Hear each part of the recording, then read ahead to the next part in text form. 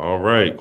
Well, hello and welcome to another episode of Processing with Sam and Malik, a weekly take on life through the lens of husbands, fathers, believers, and importantly, Philly sports fans. And as always, this episode is brought to you by Sam's Community TV, creating content to establish a community through genuine relationship building. So Malik, how are we doing this evening, my friend? Man, I'm good. How about yourself? I'm well, man.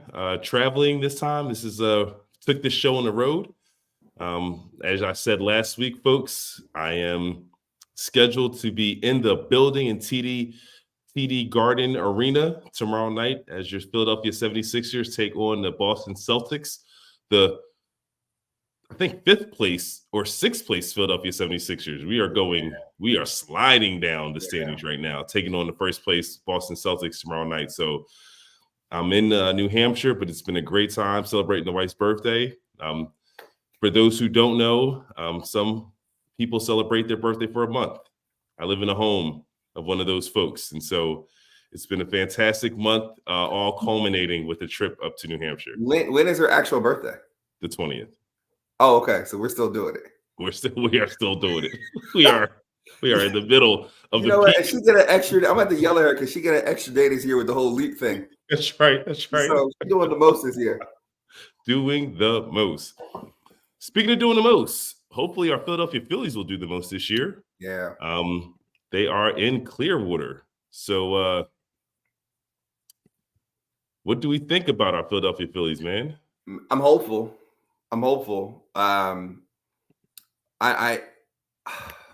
It's hard to be hopeful, but I'm hopeful.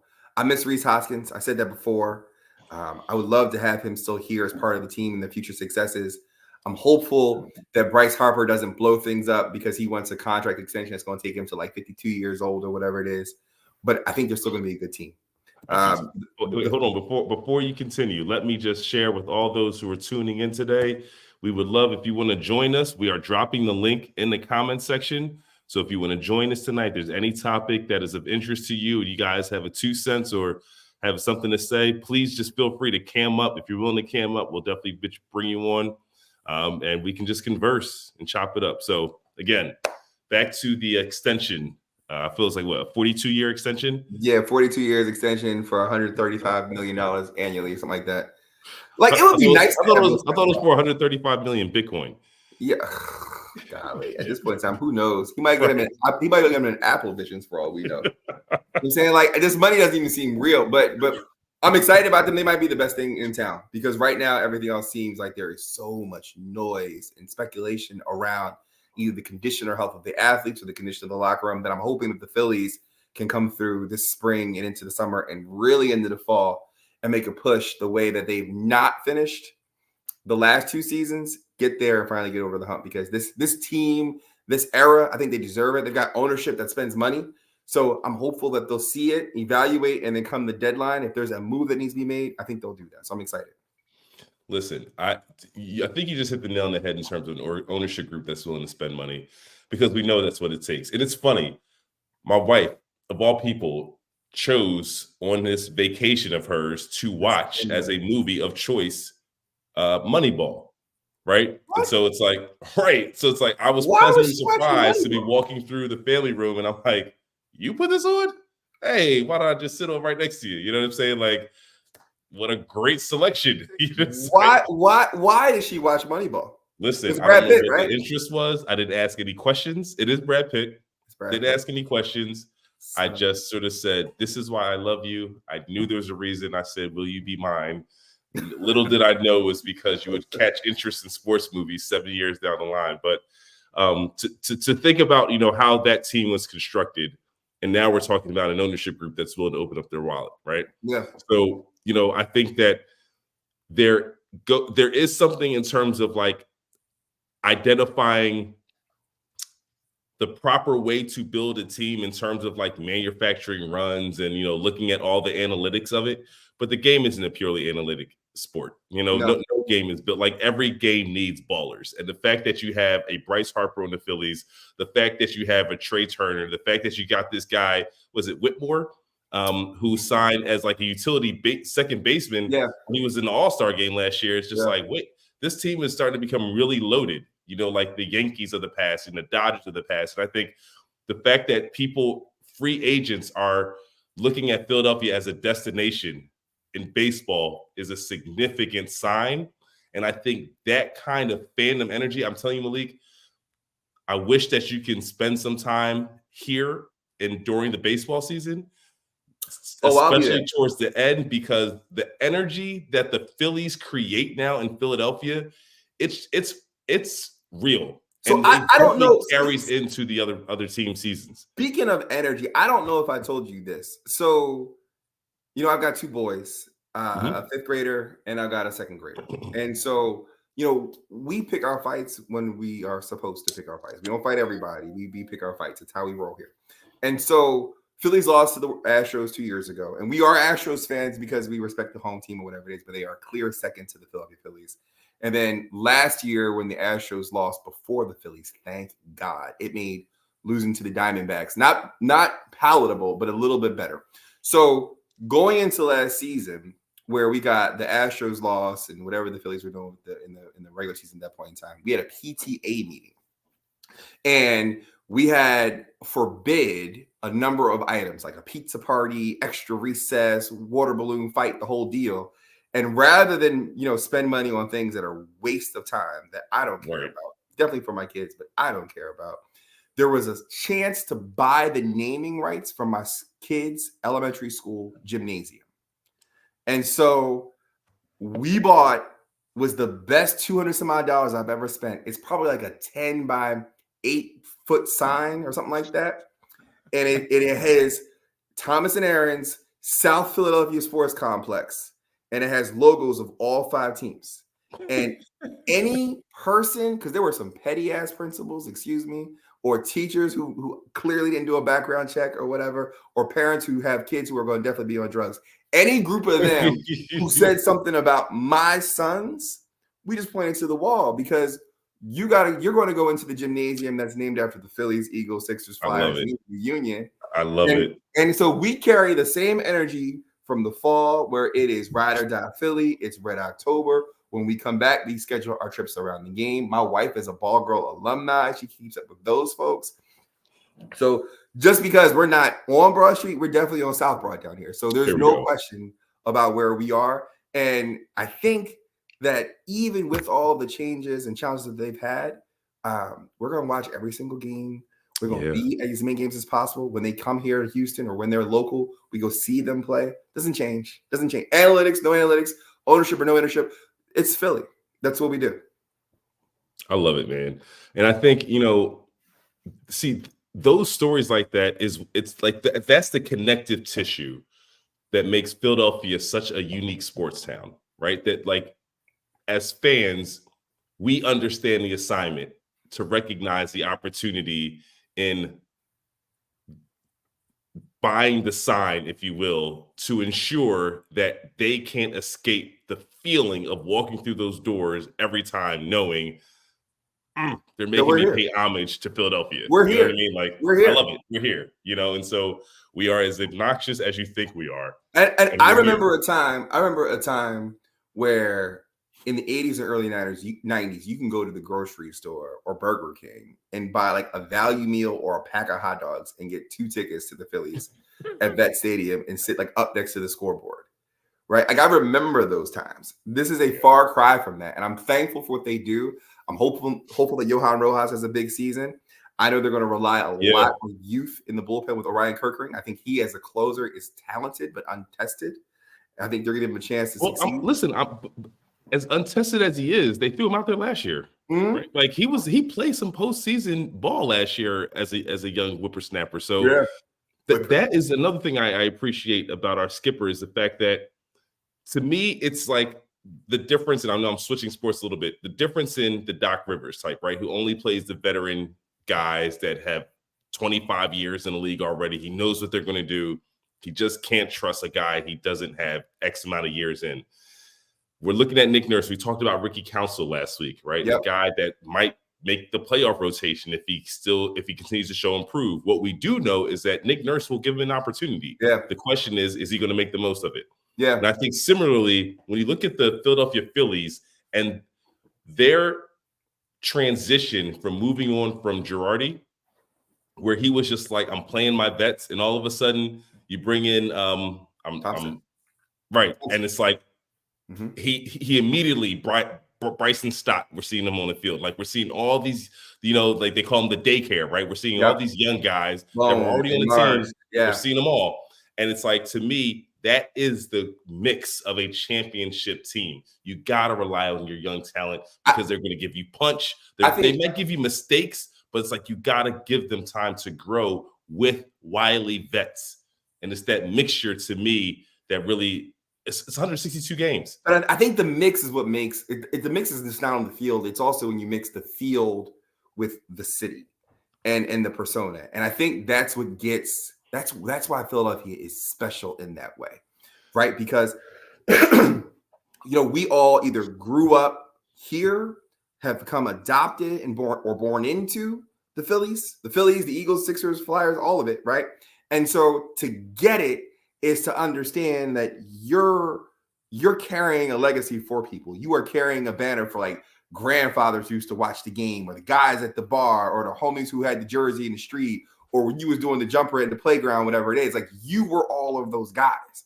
And so now that you got a team that will fight, and Bryce Harper will stare you down, Bohm will go out there and cuss us out and then be like, yo, I love you guys. Trey Turner's getting standing ovations. When you've got the right mix of guys on the field and guys who get it in the city, it's magic. And that's to transition a little bit. I think that's the hard part with what's happening with AJ Brown right now. Yeah. Because I believe that AJ Brown is a hardworking, he's an incredibly talented dude.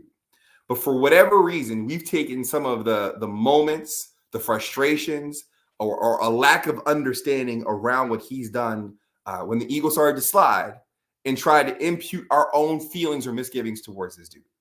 He said he wants to be here. We definitely need him to be here unless we want to fall into the abyss, right? I've got no issue with that guy. And the fact that he didn't throw anybody under the bus, the fact that he said he wants to be, the fact that he called WIP last week and spoke for 20 minutes on his own, I'm for it. Get on board with this dude. I don't understand what we want. This is, to me, is a rubber meets the road moment for Philadelphia sports fans. We can't have it both ways, right? We can't call ourselves the best fans in sports and at the same time feel that we have the freedom, right, to say whatever we want about our athletes and feel like they should not acknowledge it, and there's no like reproach for any statements that we make. And admittedly, I sent you, I think, this meme of Mike Schmidt, right? And he was just like, playing in Philadelphia, he said something to the extent of like, I enjoyed the win until I had to like read about the agony of victory the next day or something like that, and it's like classic. It was a classic Philadelphia type of statement that as a Philadelphia fan, you understand what that gentleman means. You know what I mean? Like, you get exactly what he's saying is that, the win was great until I had to read about it the next day. And I will admit to being guilty of that this year when I thought about the Philadelphia Eagles. Like, that's a question. Even going to 10-1 before we started the slide, those 10 wins weren't like celebratory. Oh, I can't wait to like rewatch the tape. Here's sort of like my ritual when it comes to the NFL football generally.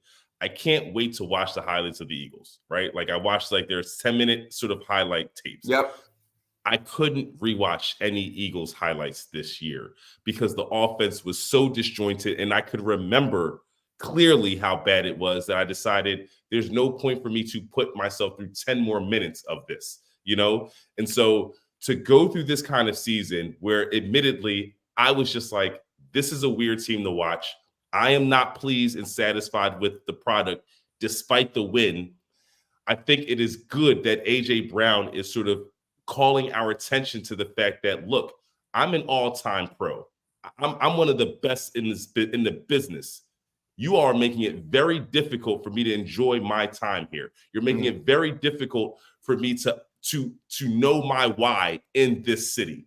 Let me add to that. Because in the midst of the whole 10-1 campaign, right, there was a period where he was talked about as a possible MVP candidate. Where he was ripping off like 120, 150 and multiple touchdowns a game. Broke the record, 6 games with 125 receiving yards or more. Right. NFL record. So he's out there indisputably putting out work, right? Now, in the midst of all of that, we're looking at it and thinking, but the Eagles aren't still killing dudes the way they did the prior year. Right. What do we want from him? If our goal is to win and move forward, do we really want him to go out and be like, well, yo, I'm out here doing work, but it's despite the fact that Sirianni's not making the play calls. It's despite the fact that we have inconsistent offensive game planning. It's despite the fact that Jalen has more turnovers than he's ever had in his previous years. Like what productivity does that generate? And so I look at him and I think, you know what? This is a guy, right, wrong, or otherwise, the guy works hard. He's come here and he's put on. Like there's never been a question about his performance. And the only thing that we're really griping about is the fact that we don't know more about his silence. Right. We're really upset the fact that we don't know more about why he's not being critical of somebody else, why he's not doing sit-ups in the driveway, why he's not fighting a quarterback in the locker room. Like that's really where it's unbelievable. It's unbelievable. And you know what? I really commend him for taking the city on, because like in that interview, he really sort of called out the media and how the media perceives itself in terms of, because there was he mentioned there was a soundbite from one of the WIP hosts who essentially sort of stated that the reason that you guys have money and drive the nice cars essentially is because of us, right? Yeah.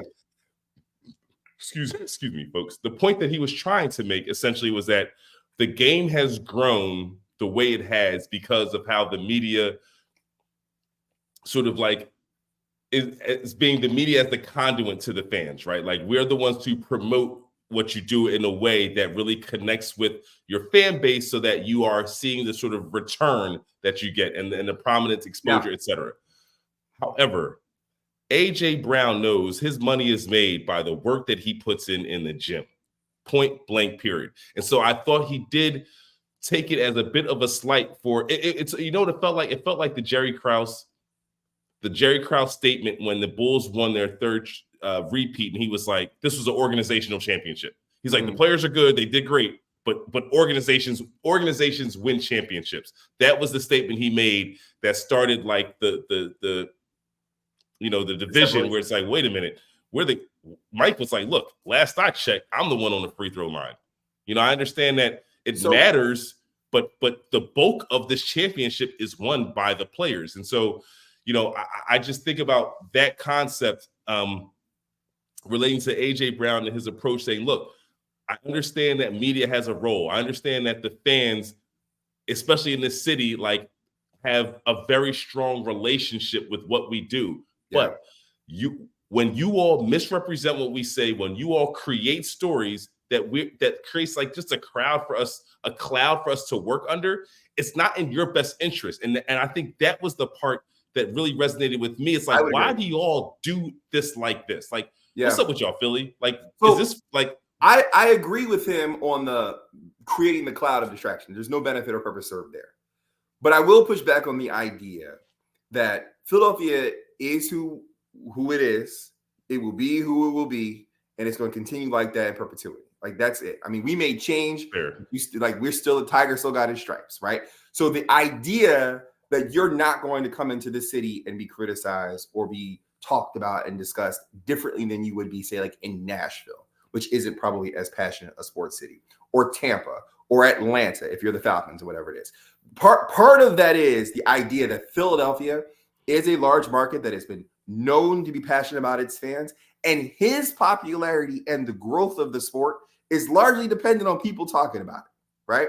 And so the idea that you've got YouTube and Twitter and Bleacher Report and Barstool Sports and all of these channels and all of these mediums in which sports is discussed ad nauseum all the time, while your wife is watching Moneyball 7 years later, it's because these topics are promoted by people behind microphones, behind laptops, holding cameras or whatever it is that amplify his talent.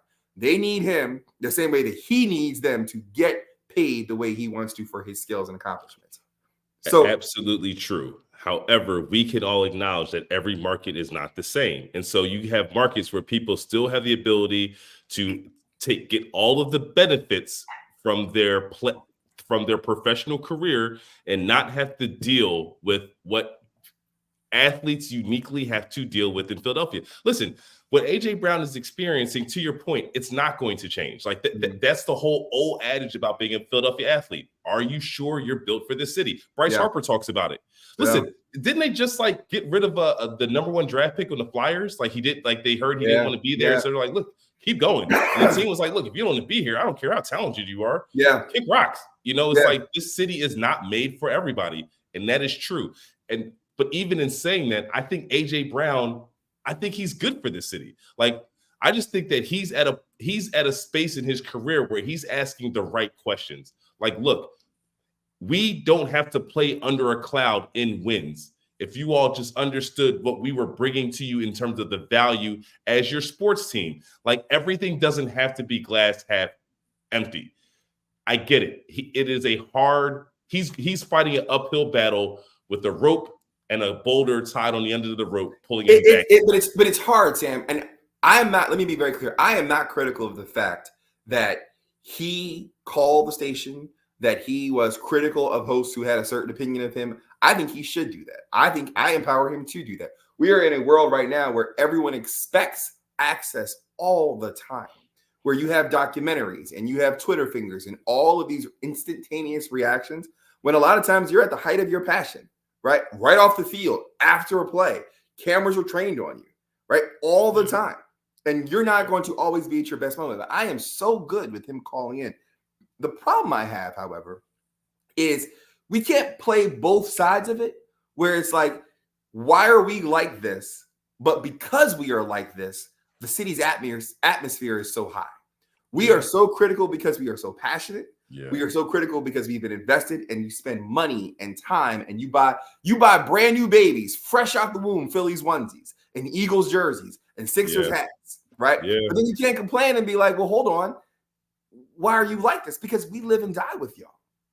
Not with y'all. Let me be more specific. Because everybody, I'm sorry. With the team. With the team. That's exactly right. We live and die with the team. You're right. You're right. We live and die with the team. So you can't in one breath be like, oh, I love playing here. I love this atmosphere. I love how passionate you are. And then be surprised. I'm not saying it's right, but be surprised when somebody's out there tripping over the fact that you don't want to say anything after a game. Or you clearly were demonstrative on the sidelines and didn't react, as hospitably to the coach or to the quarterback. Listen, it's going to happen here. It was probably the most difficult 10-1 run that this franchise has ever had in terms of the coverage, in terms of the feel. I remember even Devontae Smith, I think they were 11-4 at the time. He's like, I think they just beat the Giants. It was for the 11th win. He's like, we're 11-4, but you know what I mean? Like the way he said it was just like, this doesn't feel right. So the thing where even AJ Brown has to acknowledge is that it didn't feel right for you all. It wasn't just the fans watching the game with the scratching our heads in these victories. It's your own sound bites after the game saying, I know we won, but what is there to celebrate? Like we're making mistakes all the time. We haven't met our standard. We're not doing like you all are giving us this. We at least acknowledge that what you're saying is how we feel. Like this isn't something to celebrate. Like I'm not taking an extra shot out of victory for the Eagles this week. It's like, man, what a weird game, And so I think you're absolutely right. Where AJ Brown also has to realize like this comes with maniacal fans who care enough that they are this integrated into the fabric of your environment. Like this isn't, like you said, Nashville, where you can be insulated from the fans. And it's like media protects you. And it's like the face of you. So it's like, hey, fan base, here's our message. It's like, no, when you come to Philadelphia, the fan and the media are like this. So it's like you as the player, you need to make sure you're representing either the Eagles, Flyers, Sixers, or Phillies at your best. Because if not, We have questions about you. But you know what, the team is always what's important to us. If I may, though, I think part of what makes me really proud of and why I feel like we as fans should be validated is that people stay and they still put on for the city, right? Yeah. Like cats don't leave here and speak poorly of it, right? Like Scott Rowland, I remember we were in high school, college age, whatever at that time when Scott Rowland was with the Phillies and how he called St. Louis baseball heaven and all that other stuff. And he got booed running out of here or whatever, right? He retires, gets inducted into the Hall of Fame, speaks fondly of his time with the Phillies, right? Recognizes the city. You got Brian Dawkins. You got Jimmy Rollins openly cheering during MLB broadcasts, right? Allen Iverson is always at the game, right? You've got guys, I mean, however many, we talked about WIP, however many hosts are former Eagles who've stuck around here. You've got a community of athletes who get it, who get us, and if you don't, then get lost. Like, that's really where it's at. Like even Shady McCoy, like Shady's on Speak for Yourself, and he's like an unapologetic Eagles first. Right. Like his their lens is their lens. You know what I'm saying? It's like they look at the world through a Philadelphia sports lens, the same way we do. You know, and it's like kind of cool. I don't want to criticize AJ Brown for his passion, his play. I have no issue with him calling. None of that. All I'm saying is that I do think your point is valid. Where we didn't create that out of thin air. Right. People were reacting to what they saw or what they didn't hear from coaches, from players, right? And so we're going to create conversation and a storm around it if the players or coaches aren't going to address it to a level that we're satisfied with. And that comes with being passionate. That comes with us being lifelong, invested, dealing with 10-1 losses, dealing with Rich Kotite, dealing with Buddy Ryan, dealing with Brett Brown trying to grow Obama, whatever the conversation is, right? Like, we've been riding for a long time that we were going to ride. We passed this stuff down. That's the reason why my kids fight at school right now. We pass this stuff down regardless of where we are. So you can't criticize passion when passion is what put you in this place, what makes you want to be here. That's who we are. Right. That's who we are. That's who we are. And maybe it's just pressure, right? Like maybe part of his frustration is the fact that things bottomed out in a way and they just couldn't get their hands around this thing. You know, like a part of even in listening to the interview and like him deciding to call in and give the fans 20 minutes, like I commend him. Like AJ Brown, to me, he's built for the city. Like he wasn't shy. He wasn't afraid. No, I thought he called out some statements perfectly in terms of like, look, you all create situations that make it difficult for professional athletes. The media has to own that.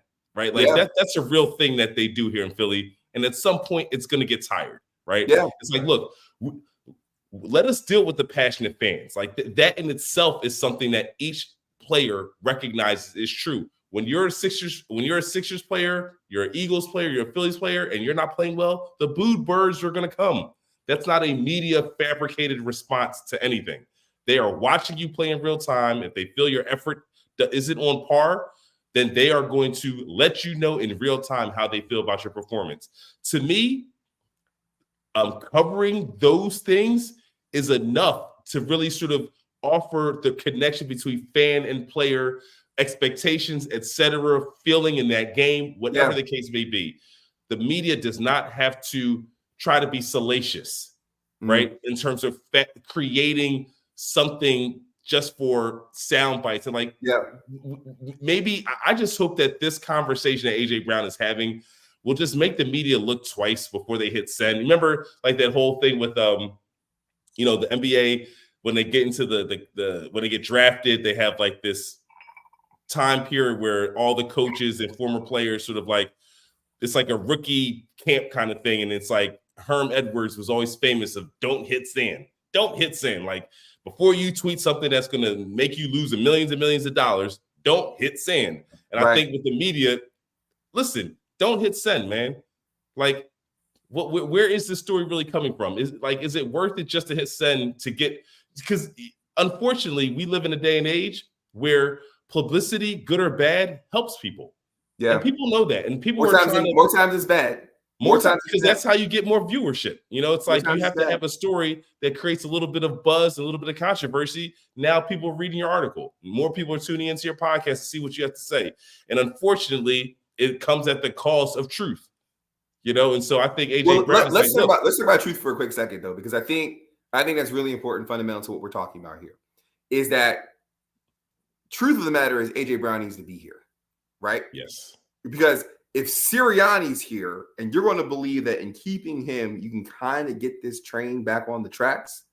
If you're going to keep Sirianni here, you're basically saying best players. We're going to keep rolling with what we got and think we can make some changes and kind of get this ship righted. AJ Brown needs to be part of that. There's too many other questions. We haven't even talked about the other side of the ball with Hassan Reddick, who's out here basically was told, like, yo, go find out if somebody else loves you more than me.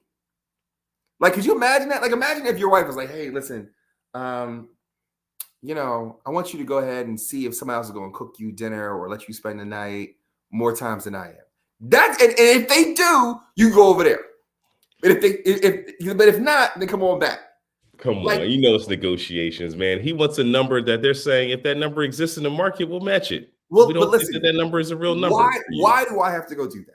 That's it. You don't. It's you don't. I think they're saying, listen, here's the number we want you at. You're saying that you're worth this. We're at the impasse. But we're saying, listen, but because we want you, if you can find that out there, we'll match it. Listen, I'm looking at him and I'm thinking to myself that I've got one player who performed at a consistently high level last year in my defense, and it was Hassan Reddick. Jalen Carter played well at spots. Jordan Davis played well for like 2-3 games. Fletcher Cox is likely retired. Josh Sweat tailed off. Brandon Graham is not the same player he was. Our linebackers are inept.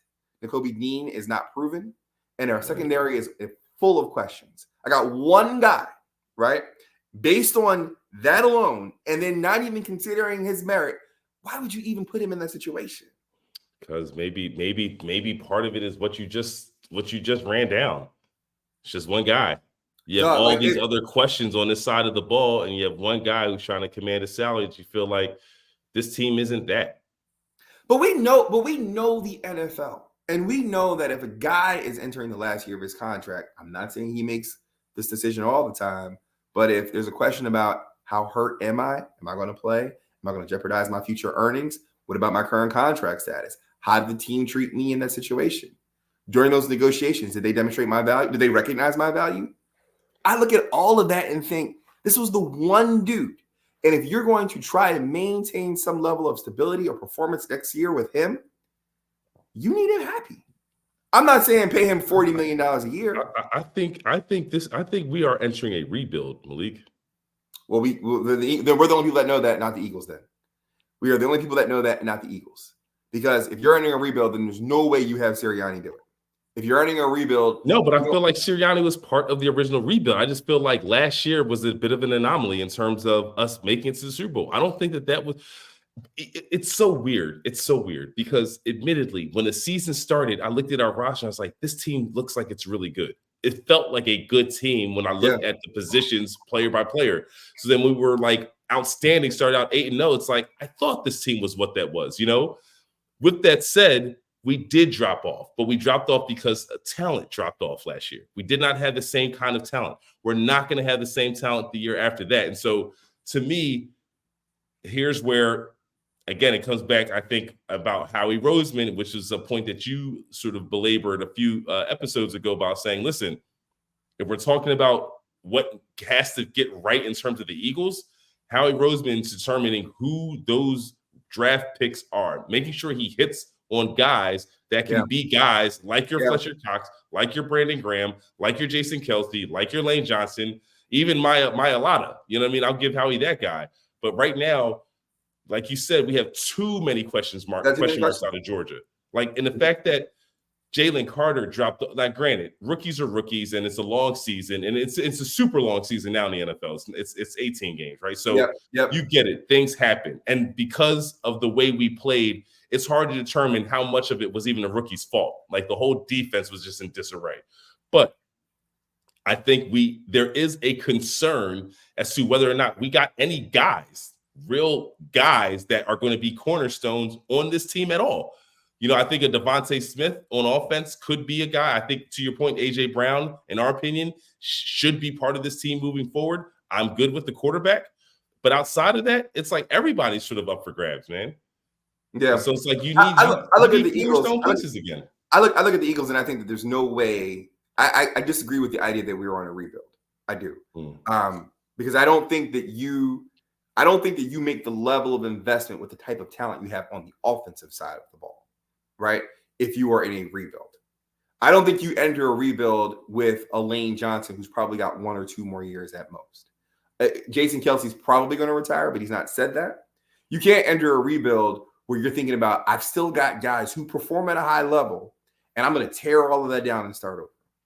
The cap just went up something like $30 million. Okay. Gotcha. And so with all of the changes that are presumably going to be made, I can't see how, like, you brought Vic Fangio in. Vic Fangio is for whether or not you agree with the approach or his style of defense, he's a professional coordinator. So we shouldn't have completely inept schemes. We should have guys in position to make plays. Whether we have the right guys to make the plays is a different question, but guys will be in position to make plays. So you're not going to bring in guys who are capable of righting the ship with the current core if you didn't believe that this team was capable of moving forward as reasonably constituted. That's fair. And I even thinking about Kellen Moore, right? Because they talked to A.J. Brown about the Kellen Moore, situation. He's really excited about that. He said, listen, I just speak with him, and I think he sees how Kellen Moore is really going to help him expand his game. So I can understand that perspective where it's like, listen, we think that we still have a chance with this group. Yeah. What can we do? The first thing we can do is, like you said, get professional coordinators, right? Like, enough with this, like, we're so good that anybody can call our plays. And by the way, let me just add this, because I don't want to say something and then be out of turn. I actually didn't think Desai did a bad job. I didn't either. Listen, we were 10-1. Listen, our issue was always offense all year long. Yeah. It's like, look, we this isn't the 85 Bears. Like, we were never that defensive team all year long. So to me, it's like, if we could sustain drives, if we could control the clock a little bit more, our defense wouldn't be looking like as bad as it's been. Right. Only because they played well against the Vikings. They played well against the Vikings. They played well against Tampa Bay. If we ran the ball and, like, owned the time of possession, the defense did not look bad because they were a bend but don't break. As soon as Matt Patricia was inserted, we stopped no one. Yeah. Like, the end zone didn't matter. The field could have been 155 yards. Yeah. It wouldn't have mattered. Let me tell you what I knew. I forgot about Matt Patricia, but let me tell you where it reminded me how much I just knew it wasn't going to be a win. This dude carries a laminated card, like a laminated sheet, and a pencil behind his ear. Like, yo, what you writing, bro?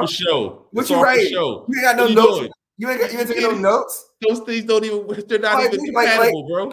Like, there's small things, and this is how bad the Eagles became, because I was looking for some kind of hope, some kind of interest. Yeah, my whole Sunday was built around these dudes. You know what I'm saying? I'm out here ignoring my kids. My family hasn't seen me in hours. My yard looks like Jumanji, and I'm looking at this bull with a pencil and a laminated card. Like, bro, it's not clicking. Make it make sense, yo. I mean, the fact that you had, like, the issue that he had with Slay from his time in Detroit, I just thought it was just a terrible decision. I thought it was a Hail Mary. I thought it was the wrong direction. And, granted, there's revisionist history, but it's like, what I believe we saw was a situation where they thought that the ghost of Patricia, right? It was like they're trying to bring the mystique of the Patriot lore somehow and just, like, recreate it on the fly in Philadelphia, when unfortunately Matt Patricia's already been exposed as not being that guy. Right.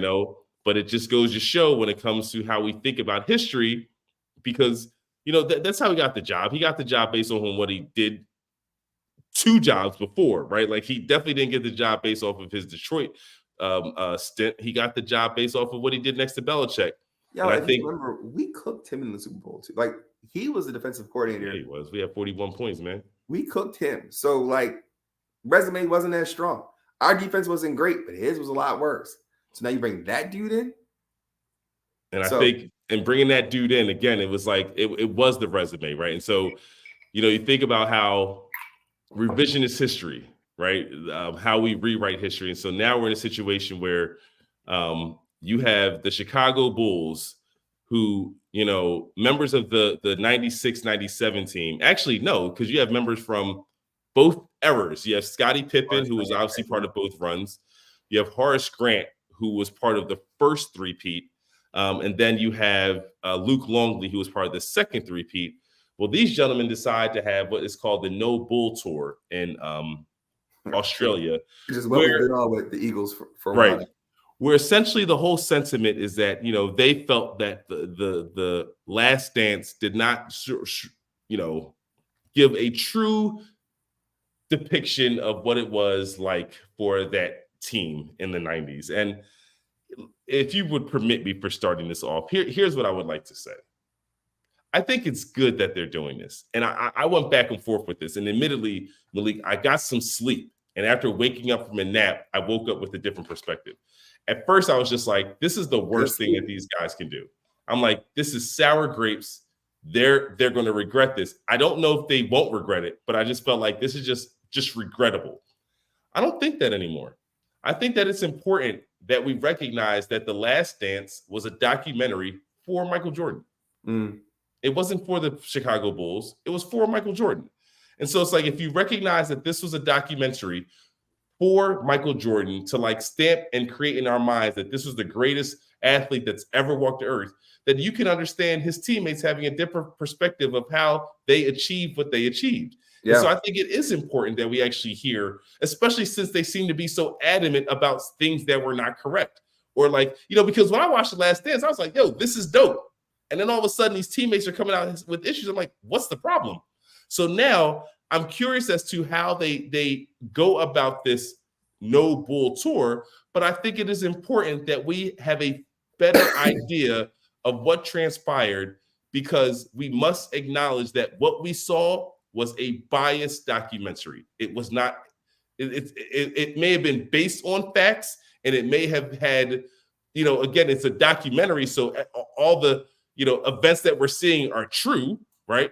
But they're depicted in a way to tell a certain kind of story. Right. It's clearly slanted.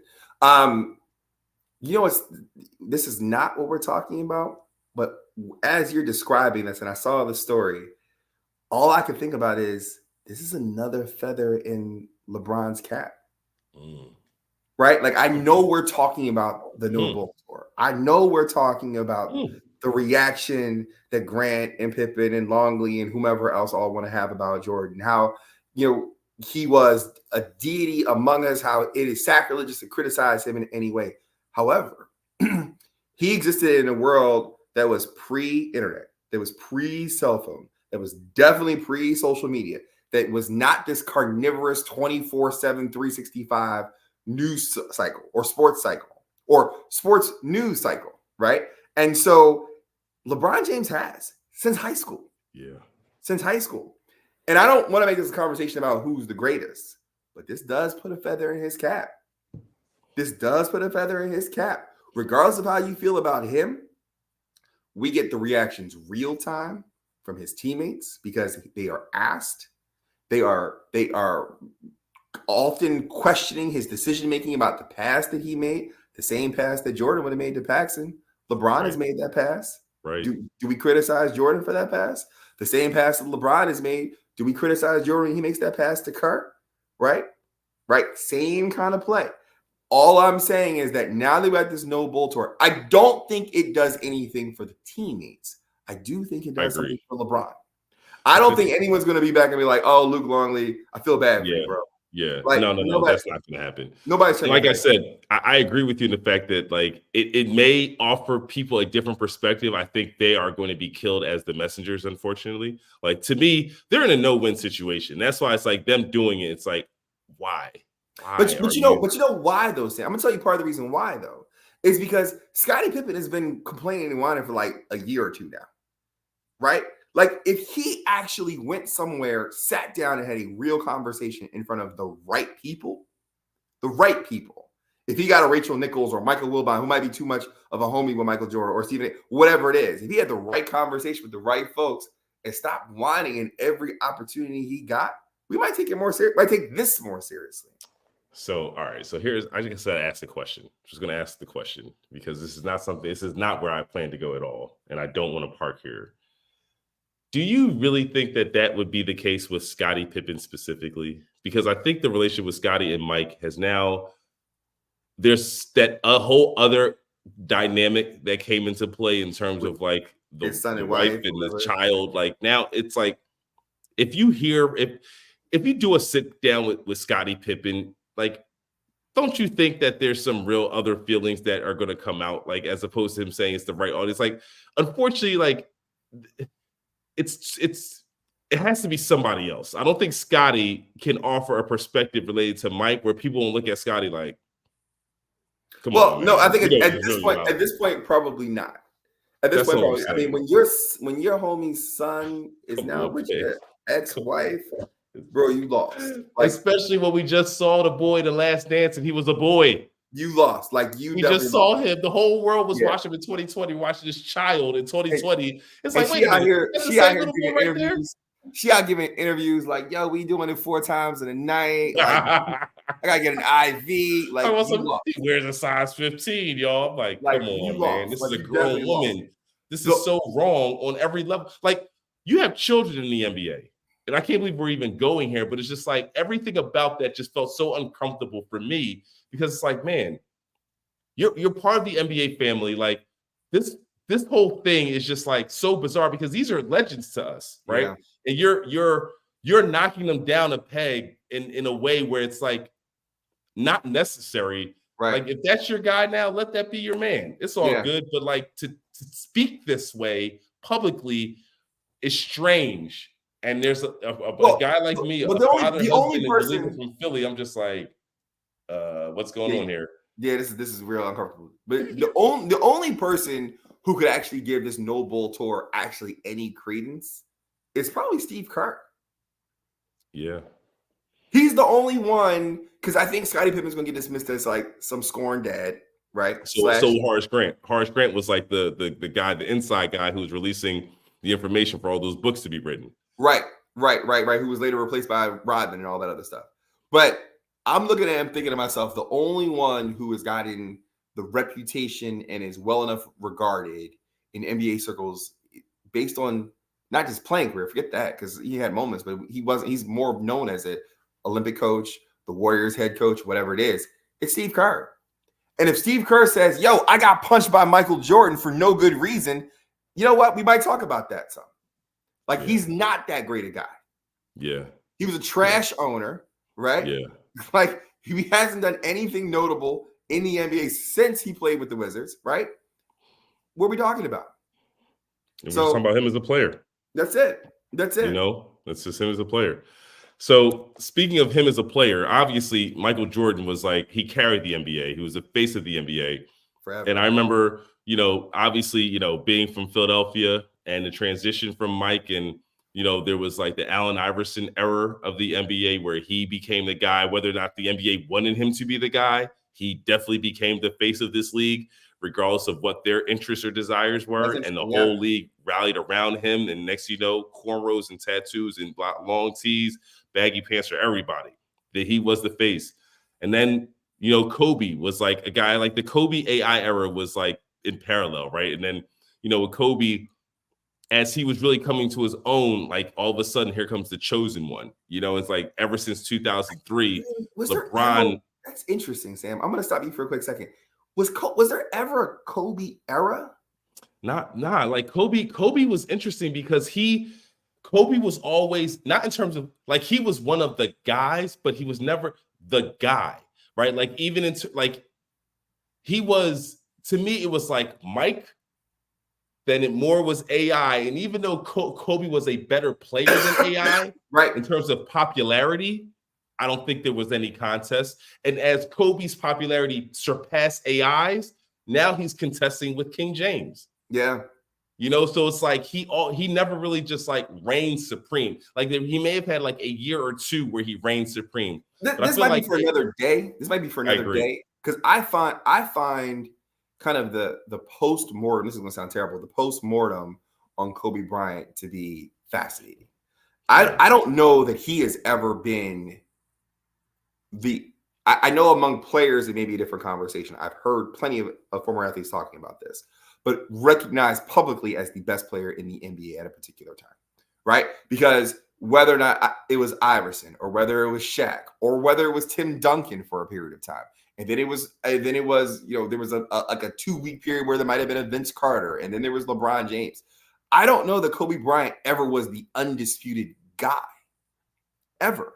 Now, it may have just been his MVP season, like the year he scored the 81 and had that 62-point performance after 3 quarters the same week, like that. But even that team wasn't winning games, so it's like in his individual greatest season, like the team was, and so, but Kobe's, and that's the thing about the fascinating thing about that statement you're making. This is a person who played for 20 seasons.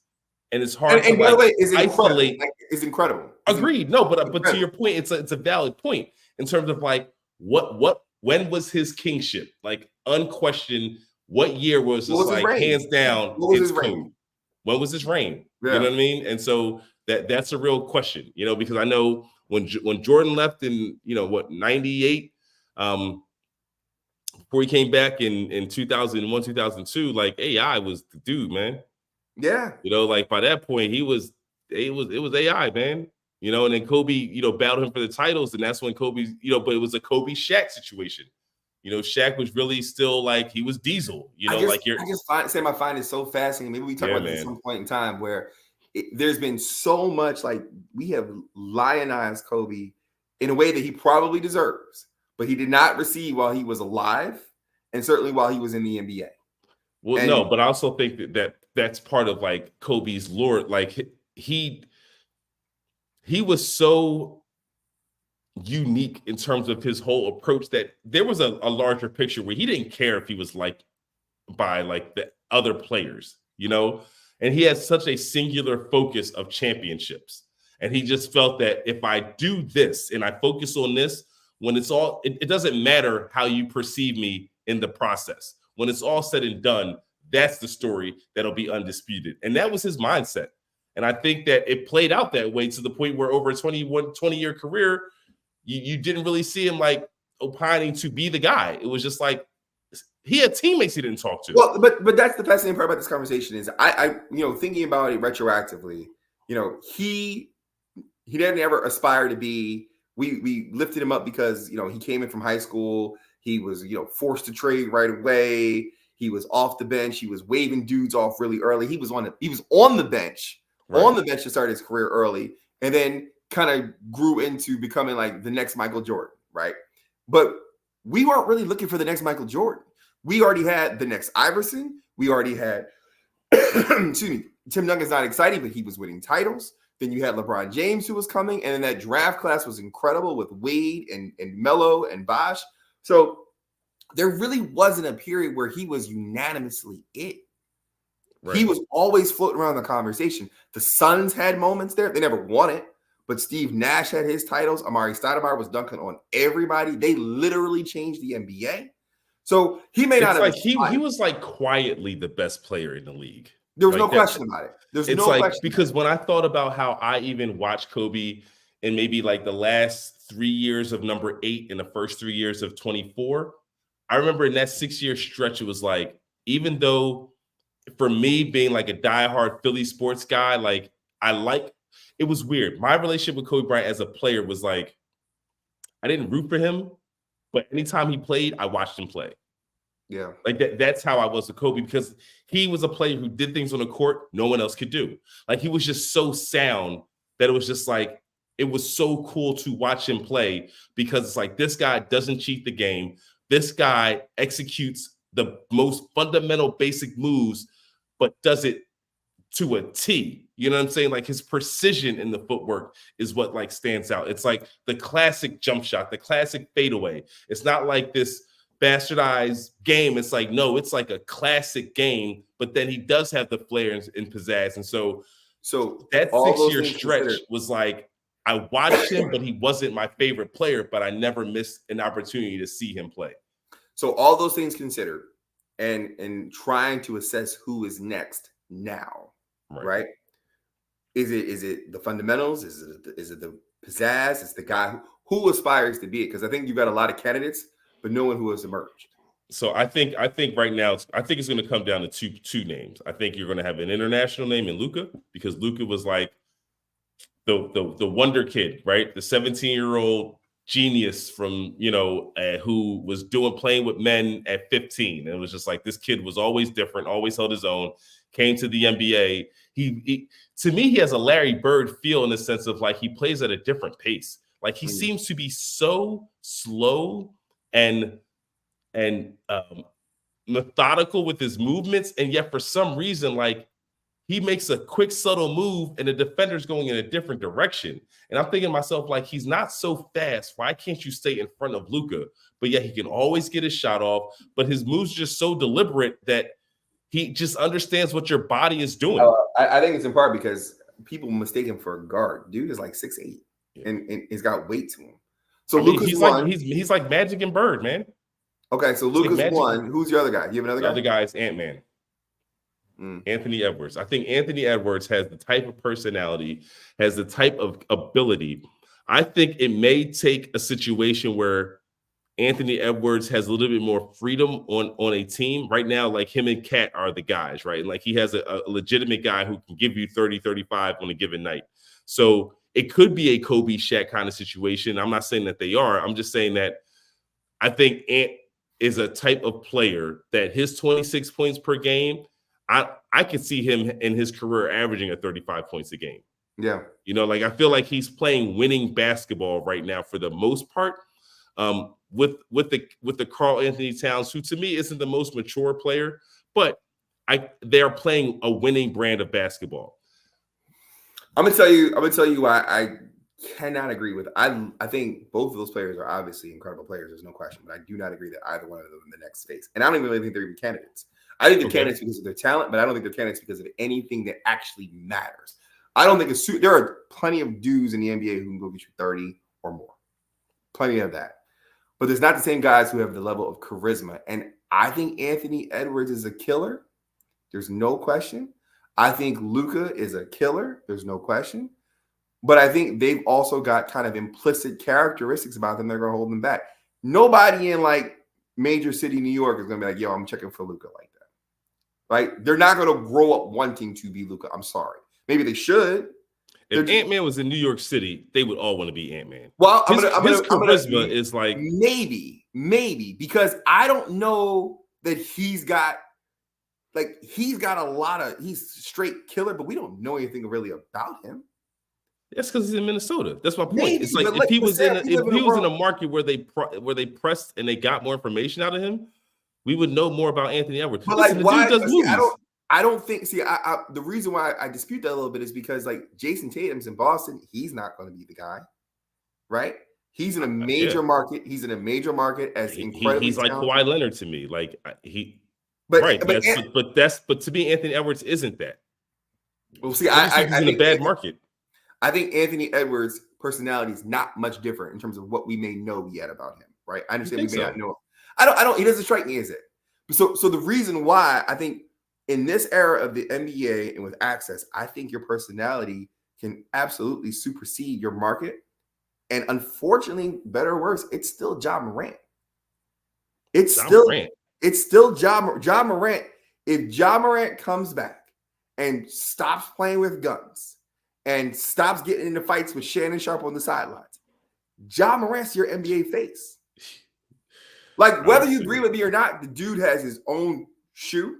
They want him to be the face. They've already invested in him being the face. Because so they're going to push it. Because Nike's in bed with him. He's the only person who has a signature shoe.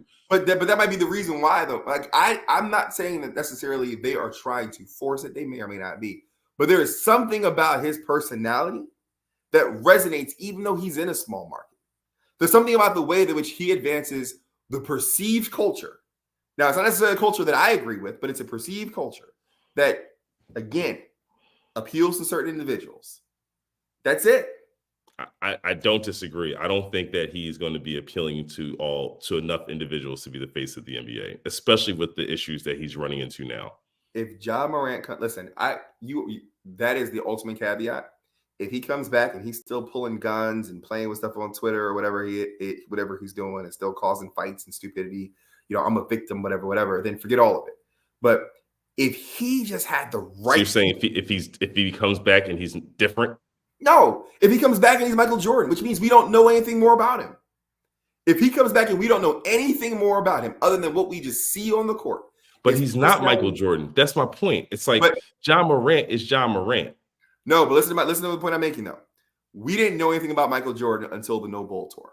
We didn't know anything about Michael Jordan because he was insulated in the 80s and 90s. If John Morant, based on what we see of him, his different color hair, his athletic ability, the fact that he goes out and gets a bucket, the fact that he dunks on everybody, the fact that there's something about him that says, look at me.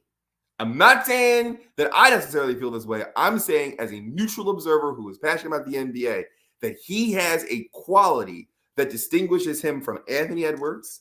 Even though they're both in small markets. I get what you're saying. There's a fierceness to John Morant that Michael Jordan definitely had, where it's like, here comes the pit bull in the room, and everybody knows that the pit bull is here, and he doesn't care. It doesn't matter who you are, what your size is. Once he's going, good luck with that guy. And I think, to your point, Ant will defer to his own teammates, let alone in the games. Could do that. But Ja is like, he's a killer. Like, and those like, you need to the face of your and even Luka's way too mild-mannered. He's way too nonchalant, way too casual, way too like, nah, I'm really good. Mike was dogged. Like, it's like he was insatiable. Like, he couldn't. It's like even in the game, it felt like his quench wasn't satisfied. He wanted more. You know what I mean? And I think I do see that element in John Morant when I think about his play, where it's like there's just something about like the look in his eye and how he communicates even on a court, the way he talks on a court, where it's just like, what you gonna do about it? And you know who he's the anti Anthony Davis. Like, Anthony Davis has all the talent in the world, but that dude looks like, I can't tell if you out here painting the walls white or dropping 40 and 20. I don't know. Yeah. I don't know. So if I were to bet, and like I said, we're gonna put the guns away. We're gonna put the guns away. We're gonna increase the peace. You know what I'm saying? Stop the violence, increase the peace. We're gonna do all of that. We're going to, we're going to stop having showdowns on the sidelines with fans or whatever. Our dad's going to stop looking like he's in the Usher concert. All of that. If he can do that, it's his.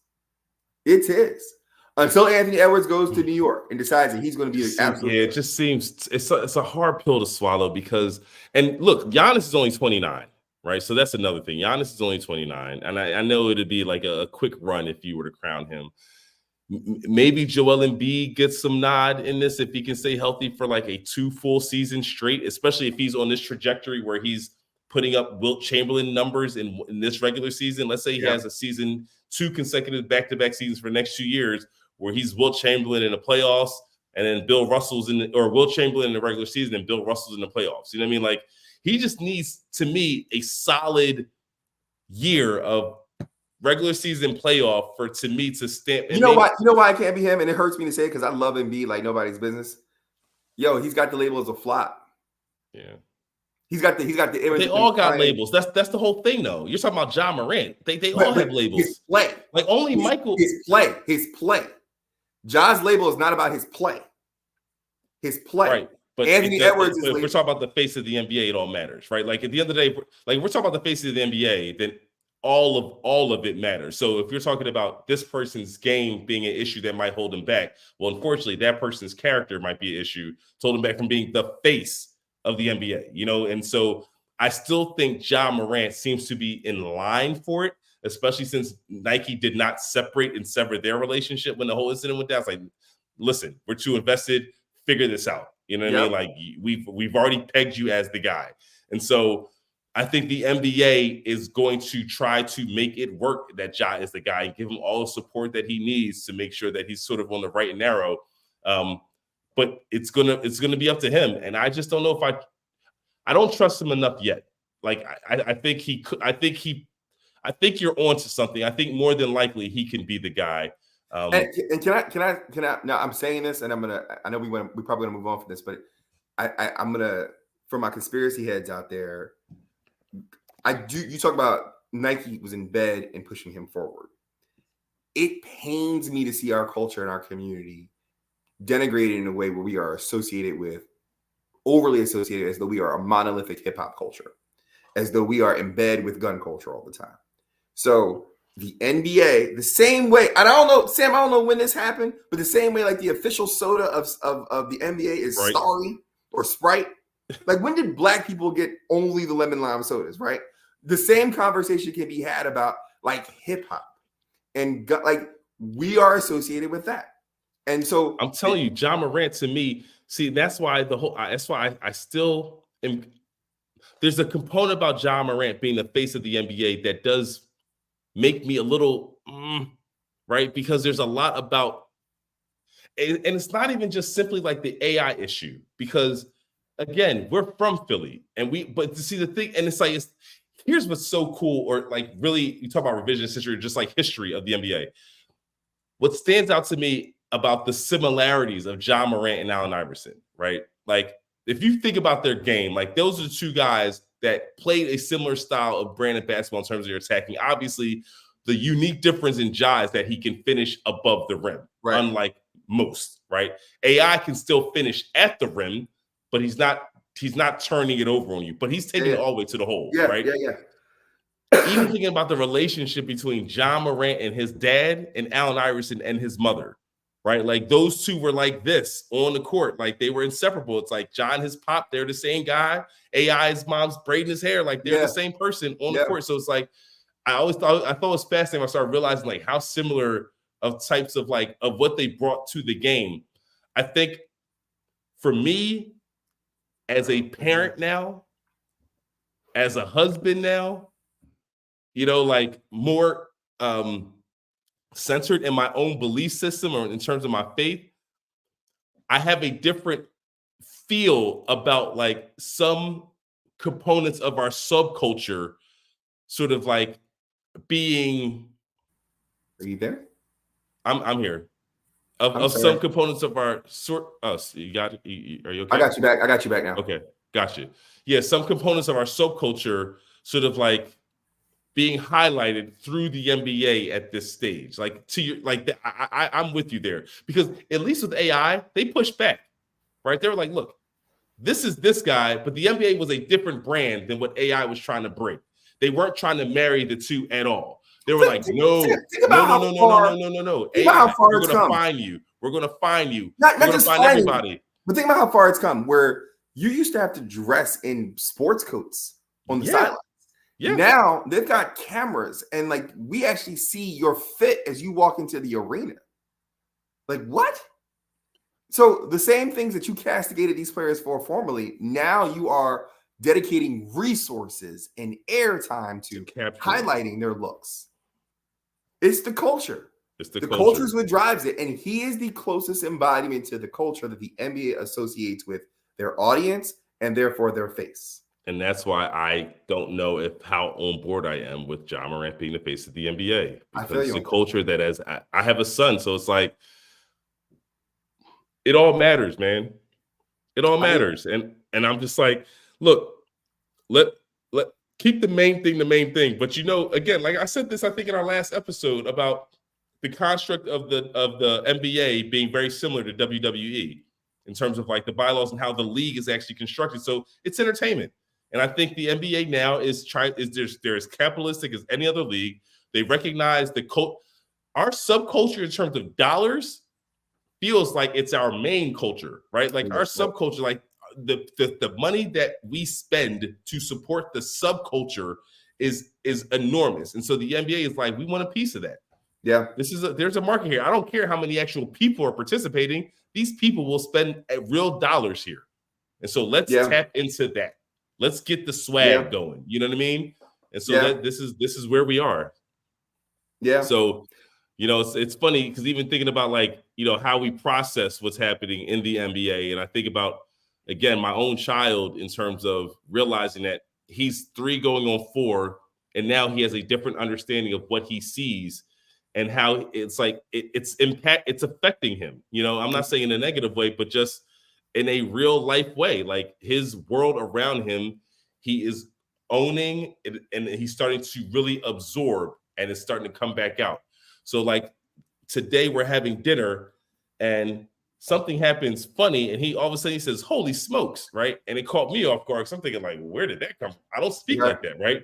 He's hanging out here for the weekend, and maybe, you know, his Uncle Mike said it a few times, right? And so it's a funny thing. But at the end of the day, it's like you realize how much of a sponge he is.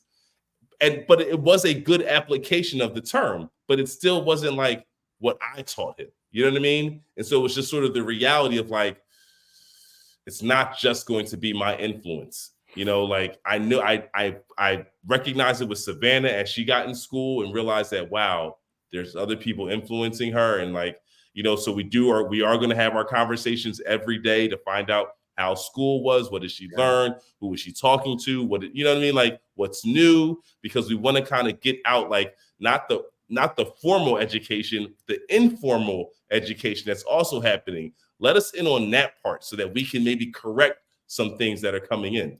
I ask my children every single day. My children are 7 and 10, soon to be 11 in about 3 weeks. Nice. I ask them every single day about their school day, how it was, how they feel, but also what was funny today. Did anybody get in trouble? Did anything happen today that you didn't understand? Like we do not move forward. I do not, nor will I ever accept. It was good. It was cool. I can't accept that, because what you just said, there are too many influences, particularly in a world where everyone has immediate access to everything all the time and are expected to respond to all of that stimulus at all times. I can't allow for something to kind of invade their space or the space that I have yet to lay for them or fill for them. Right. That's it. Right. And it's like something else got there before I got there. And I don't want it to mark that territory. Right. I recognize that there is going to absolutely be influence that I am not going to be able to first introduce. I get all of that. But I also understand that I need to at least have concepts tangential to those issues that you're able to take and adopt and apply in that set of circumstances. Because absent that, you are going to be first impression. What do I do with this new wild thing that's before me right now? How do I respond? And as a parent, I don't want to feel like I failed them because I didn't give them at least resources to take the test. That's the challenge. So part of this is education. And one of the real conversations I think that's being had right now around the country is as it relates to what we can teach and have the conversations with in school or in public institutions, school, government officials, offices, what have you. And right now, I'm not sure if you're aware, but there's a bill that was being introduced. It may have passed the Senate. I think it's going to be called in the House at some point in time in Alabama. It's a state bill that talks about DEI, diversity, equity, and inclusion. Okay. And I'm not going to go into the whole text of the bill. I don't want to go into the whole thing. If you want to look at it and if you want to find out more about it, it's Senator Barfoot. It's Senate Bill 129. And basically what it does is it bans public institutions, so teachers or state employees, from affirming or teaching or training or promoting any concepts that they define as divisive concepts. And the bill has given examples of what a divisive concept is. So it might include individuals by virtue of their race, color, creed, religion, and so on and so forth, that those individuals are in some way inherently responsible for actions committed in the past of the same race, national origin, creed, and that they may feel guilty or somewhat responsible for, or that because of their issues, that race is inherently superior or inferior or what have you to another because of those past atrocities committed. So in essence, what it is saying is we are going to try to sanitize some of the conversation around the history. I don't know that we are at enough time to really get into the logistics of the bill. What I want to really focus on is our response, because one of the things I teach my kids is you can always choose how to respond to someone else's choice. If someone is mad at you, to someone else's choice. Yes. So you have a choice how to respond to someone else's choice. right? Okay. You can choose how to respond to choice, right? So if someone says something, you have a choice. If someone does something to you, you have a choice. If I'm in my marriage and my wife does not like something I do and I fail to do it, she has a choice, right? You could always choose how to respond to choice. And so the mayor of Birmingham in Alabama, African-American man, basically said that students who are considering the University of Alabama and Auburn University, if this bill is passed, should consider whether or not they want to accept or attend on a scholarship or athletic endeavor these universities that are institutions in the state of Alabama. Do they want to be in a state that does not allow for these kinds of concepts and conversations specifically related to their history in a lot of cases, right?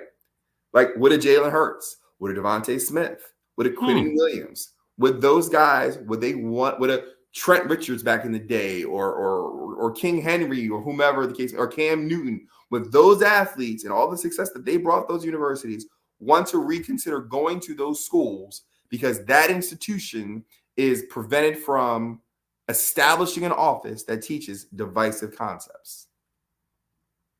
And so the conversation, that mayor was criticized for having that statement. He said he is I can't remember if he's in Alabama, if he's Roll Tide or War Eagle, but he is absolutely a fan of one of those schools. But he encouraged them to say, you know what? You need to go ahead and take your protest and go elsewhere as a way to fundamentally change what is happening here. And I thought about that in the sense of we've got these new solutions to same kinds of problems. There's no more boycotting buses. There's no more lunch counter sit-ins. Is the right answer now to say, you know what? Kaepernick got excoriated because he knelt. But was it the right answer? Right? If you stop attending D1 5-star athletes to these institutions and they start failing, what's going to happen there? Right? What's going to happen there? Does that change the narrative at those schools? Do they reconsider their position? Because a boycott ain't going to get it. A bus boycott ain't going to get it. We don't got no more of those. Ain't nobody taking buses no more. Nobody's sitting at lunch counters. Yeah. And this is a fascinating point because I think you're onto something in terms of the idea of boycotting a school based off of like how the state is operating, right? And like state legislation. Is it in my best interest to even be a student athlete in this state? Where I think they're going to have some real, I won't say challenges, where I think they'll have to deal with some, the whole NIL scenario with pro, I almost called it pro sports, college sports. Mm-hmm. I still think you're going to have a situation where even if you get adoption of this in practice, where it's like, you know what, and all of a sudden you see a generation of principled athletes that are willing to like say, hey, this stuff matters enough that I'm willing to make my decision based off of this legislation. There are two things. One, generally speaking, 18-year-olds aren't as tuned into what's going on, right? That's one thing.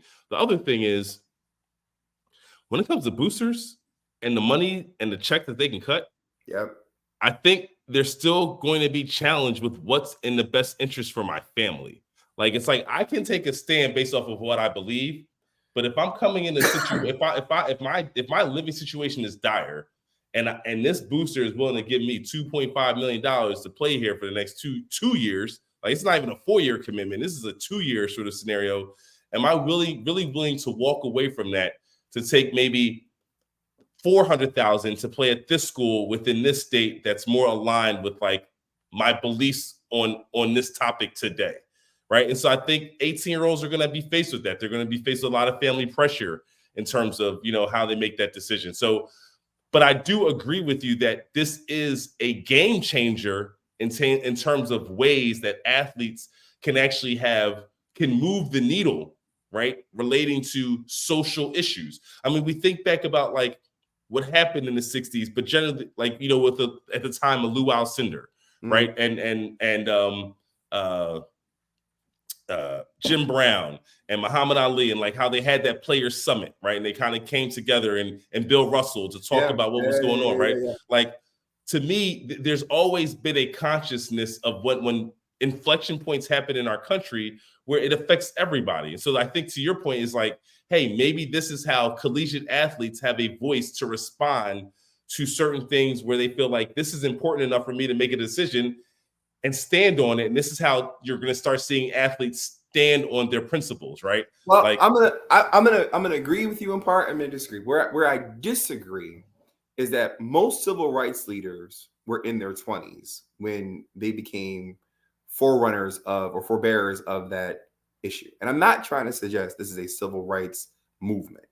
What I am trying to say, however, is that the same way in which we express our power of the purse, where you buy your certain items, what you might vote for in terms of your choice, in which you support your choice, that these types of decisions are now becoming so fundamental to our day-to-day lives.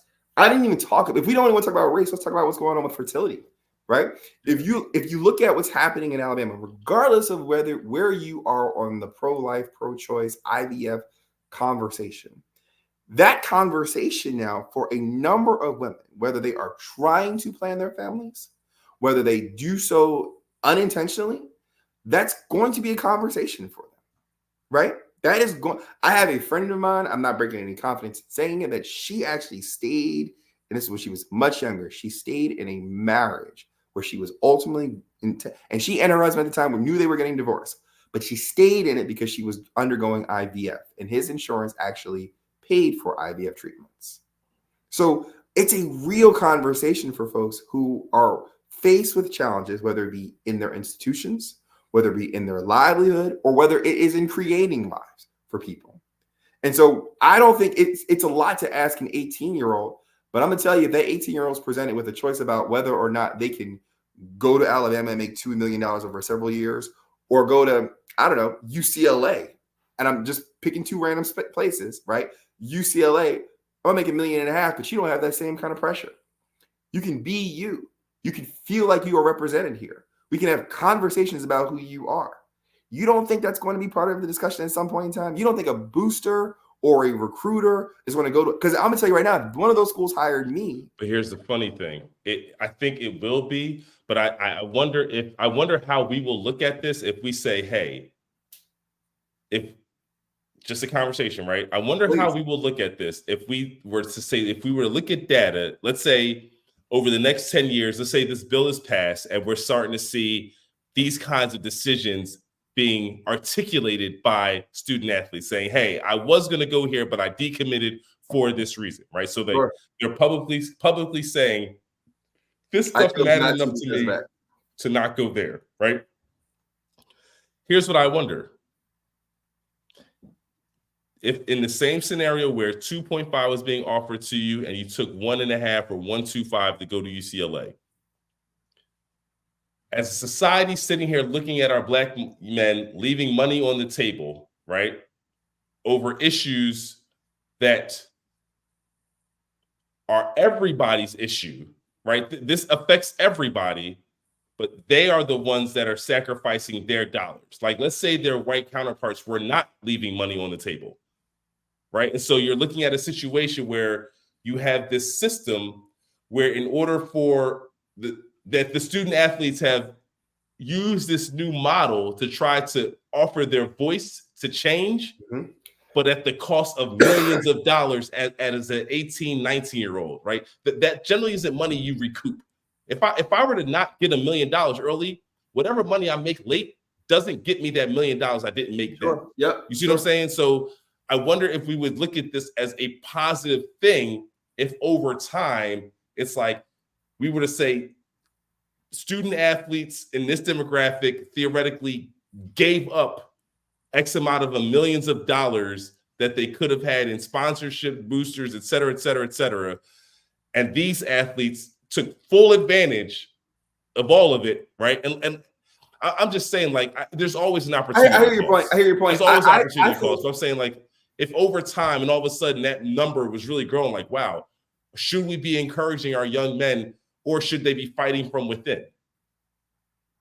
I hear your point. I think that history has taught us that we are always going to lean in favor of representation. And whether or not it has been whether or not it has been civil rights, women's reproductive freedom, voting. It has always been about the expansion of what we can do to protect those who live within, from Maine to California or from Washington to Florida. That's what we do in this country. And so for an individual to say that, and throw out race, say Caitlin Clark right now in Iowa. Caitlin Clark is out there killing people in Iowa. Caitlin Clark is also a woman who may not want to, if she wants to have kids, and I have no idea, doesn't even matter. But if she wants, for this example though, she probably isn't thinking about family planning anytime soon because she is killing it in college and she's going to go kill it in the WNBA and then she's going to go kill it in the Olympics, right? She is not thinking about a baby anytime soon if she wants to have a baby. And she's in a state right now that has rulings about IVF and conception and possible homicidal negligence or negligent homicide being at the time of the embryo being conceived. That's the stage of life we're at right now. She may make a decision about if I'm not saying her because she's coming out of college right now in the next however long, but the next person may make that consideration. And where we see election after election and election or ballot referendum after ballot referendum in which unanimously these issues are not on the favor of shrinking or more conservative sides. I'm not saying this is my position. I am saying as a tool, this may be an effective way in which we student athletes are able to move the needle on issues that are gridlocked in politics, and that people as adults can have a reasonable conclusion because it is the loudest person wins or the person with the biggest hammer wins. And what it ultimately may be is who goes to college where. That's it. It happened. Sam, a couple years ago, if you remember a couple years ago when the NBA didn't go to Charlotte because of the bathroom situation. There was a question about a law being passed about the NBA didn't go to Charlotte. The NBA didn't go to Charlotte. See, to me, and this is why I'm glad you made that point, because this feels like, oh gosh, I just had it. My point is, I know we're getting long, but my point is that the conversation about what can be done from non-government entities, whether it be private business, whether it be students, it moves the conversation politically because money is moved. And ultimately, Alabama doesn't want to fall outside the top 25. And if they start losing athletes who don't want to go to a state in which their freedoms, whatever their freedoms might be, are seemingly restricted, and all of a sudden they're looking at Texas and being like, or not Texas, or Florida, or California, or Ohio State, or wherever, and all of a sudden they're looking at those places and thinking like, you know what, we need to be on the same page as them because those athletes are going there. And they're not concerned about the kind of environment that we're dealing with here. I think that changes the conversation. Let's see what happens. Let this thing go public enough for people to understand what is happening. And like you said, the choice that they have. And let's see how this plays out. I'm very interested in seeing if, 18 and 19-year-olds are going to try to solve the ills for society by sacrificing their own dollars. Like, it's almost similar to like AJ Brown. AJ Brown putting that work in the gym has nothing to do with the media. Like these guys, because part of, I think, what we want them to do is to take on a fight that I think we have a certain perspective on at our age that I don't know if they carry at their age.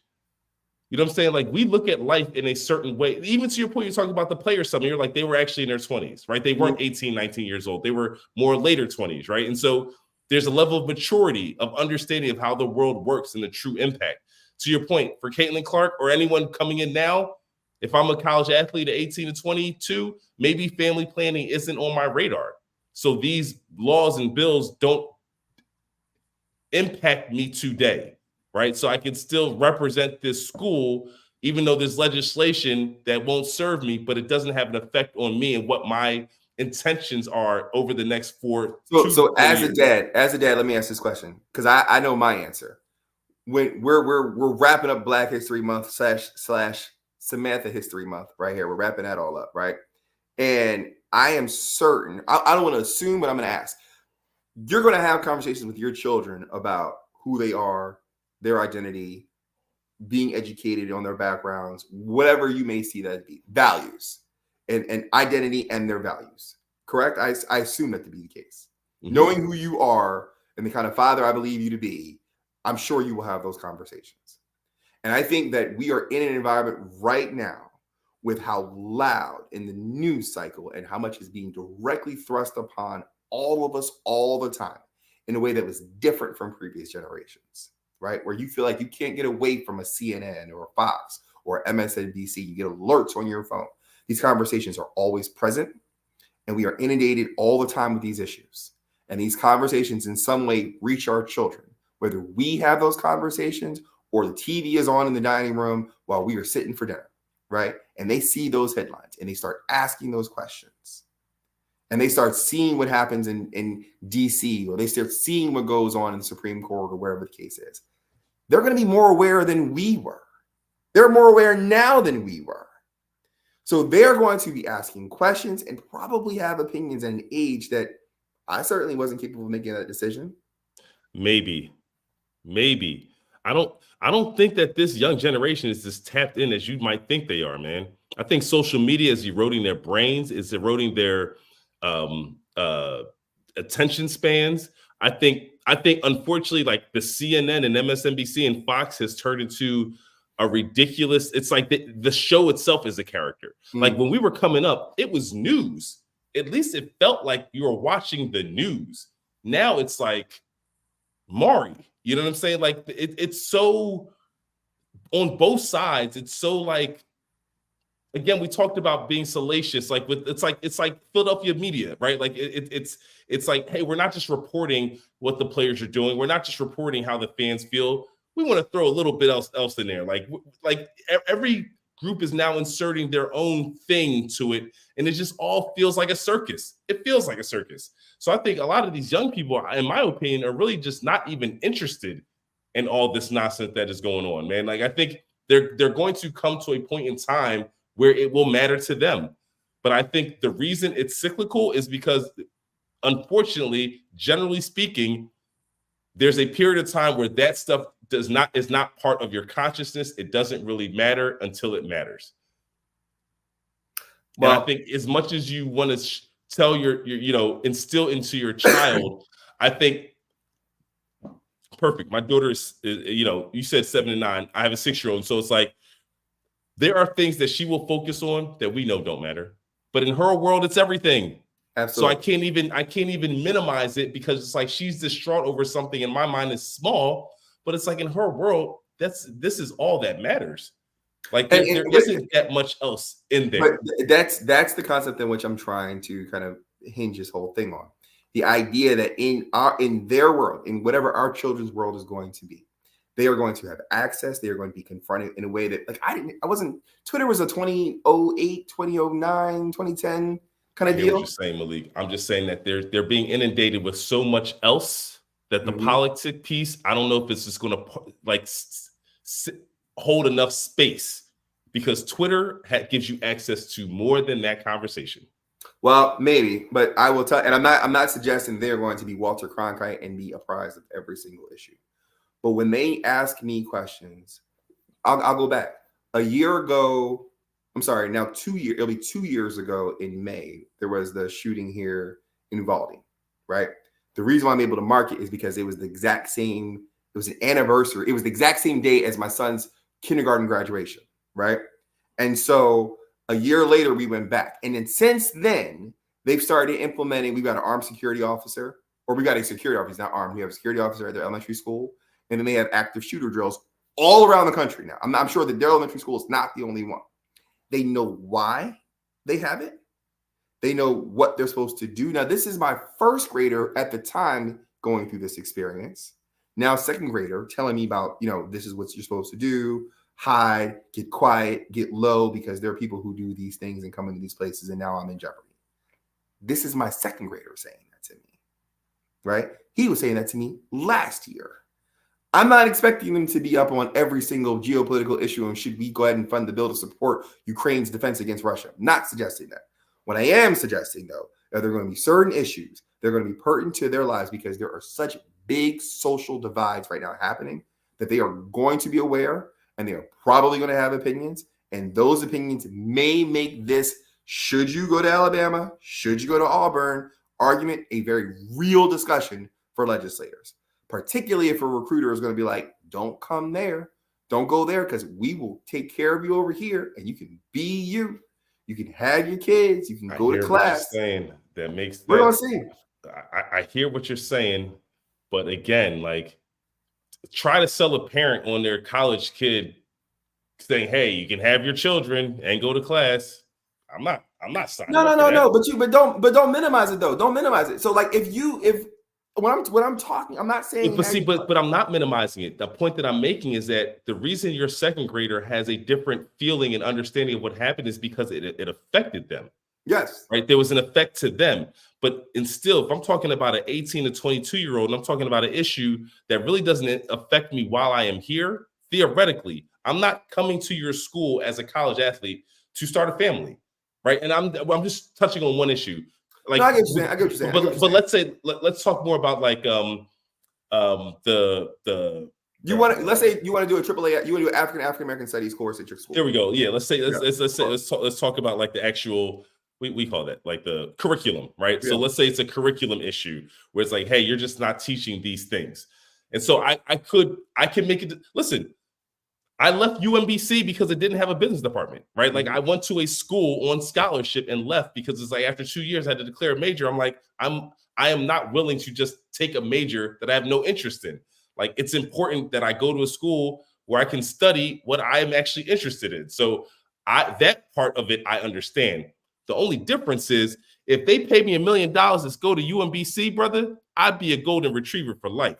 You know what I mean? Like that extra incentive is a game changer. So all I'm suggesting is that these student athletes are going to be faced with money, especially if this comes into play where they're starting to go to other states. Those boosters at Alabama, at Auburn, they're going to open up their wallets, brother. There's no question. But keep in mind what I said. And then we can and I don't want to belabor the point. Sure, no. But keep in mind what I said is that the right side of history typically has been for the expansion of rights. The right, like, we look favorably upon, obviously, women's enfranchisement, right? Voter expansion. We look favorably on same-sex marriage, generally speaking, right? We look favorably on the position where we've given people opportunity, desegregation of schools. Like, historical landmark decisions have been for the expansion of rights. And so if you're telling me I can't go to a school and take a AAAS course, because inherent is that in that is the idea that this teaching is a divisive concept. Do I want to be in that state? That's all I'm saying. And if you think about that as a possible outcome, as a consideration for whether or not you want to be there and whether you are safe in that school, right? I'm not talking about physically. I'm talking about like safe, like, are you in a safe space there, right? Mentally. Then you may say, you know what? I can make $2 million over there, but I can make 1.8 over here. I'm good with that. I'm just saying it may move the conversation because there's going to be a transfer portal and there's going to be people on both sides of this conversation. And history. I agree. To me, this is sort of like reclassification, drawing the lines in the sand again, right? Because the domino will fall on both sides. Like, once one player makes a decision that way, trust and believe there's going to be a counter to every action. There is a reaction. That is that's how the world works. Okay, like. There's no question about it. There's no question about that. Like, so I think this is a fascinating concept. I love that you're processing sort of like how this is going to play out and just impact sort of the student athlete, again, sort of taking the bull by the horn, saying, hey, this stuff matters to us. Here's how we are willing to use our voice so that, as decision makers, that you can't disregard us, like in terms of the voting block, right? Because we're not talking about such a groundswell of voters that are going to be changing the needle, because that's not it. But what it is that it's going to impact the dollars that flow through that state. And that's the currency that matters for a lot of folks. And whether or not my program literally is in the top 25, or in some cases, the college football playoff, right? Because if you don't get X quarterback or X running back, there's a kid down the street. There's a kid who's Jalen Mills is a kid who went to high school not too far from where I'm currently seated right now. He is the Alabama starting quarterback. Right? Okay. Now, I have no idea who he is, who his family is, but if he is the Alabama starting quarterback and he went from Texas and Alabama, he probably didn't have this conversation. It may not have mattered. But if you're a kid in New York, if you're a kid in California, and you were considering those issues, maybe it does resonate with you. We don't know. We don't know. Bryce Young was a Philly kid who grew up in California and then ended up in Tuscaloosa. Tuscaloosa. So it's like, maybe and to your point, maybe a person with a background like a Bryce Young does not end up in Alabama. You know what I mean? To your point, where it's like, it's definitely not Texas, very liberal to very conservative sort of like areas of the country. Right. So yeah. No, this is it. Listen, that was a good one, brother. I think it's fascinating. I think it's fascinating. And I think the reaction to the mayor has been particularly fascinating because it's like, shut up, man. Don't say this. Don't say the quiet part out loud. You know what I mean? Like, if you say this and people start to get on to this whole idea, like, dog, you're going to cost us a lot of time and money. They're upset. They're upset. It's like, how dare you plant this seed in the minds of these young people that they can actually make a decision like that? How about that? But it's a beautiful thing, man. Well, look, another great episode.